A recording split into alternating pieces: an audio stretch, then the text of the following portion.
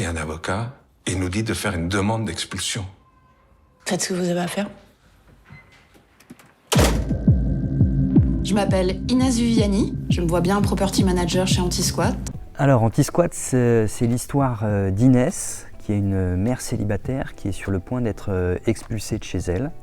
Donc elle doit tout faire pour retrouver un logement. Et elle est embauchée par une agence qui s'appelle Anti-Squat et qui loge des résidents temporaires dans des immeubles vides pour les protéger contre le squat.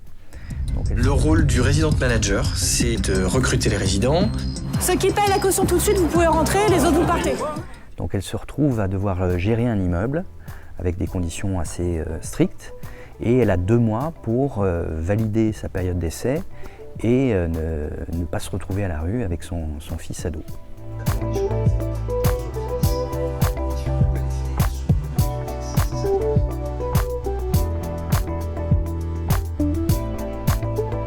J'avais envie de m'intéresser à la question du logement, que je trouve pas tellement traité au cinéma et qui pourtant est un enjeu qui nous concerne tous. Et donc c'est en rencontrant des militants du DAL, l'association Droit au logement, que j'ai découvert ce concept qui vient de Hollande et qui s'appelle la protection par l'occupation. Et ça a été inscrit à titre expérimental en 2018 dans la loi Elan en France.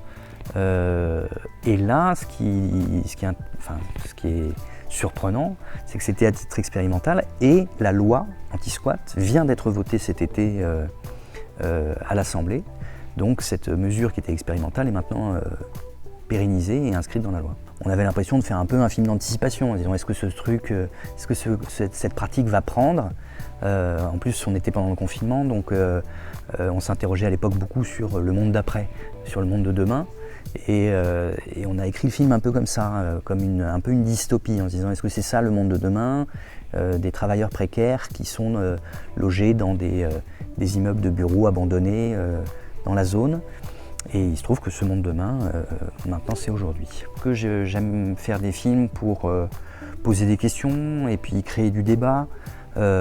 Donc je pars souvent effectivement d'une problématique sociale qui concerne, il me semble, plein de gens. Et moi, voilà, je suis heureux quand mes films, d'autres gens s'en emparent et que ça peut devenir un outil de réflexion, de questionnement, encore une fois. C'est nous, eux, c'est ça ?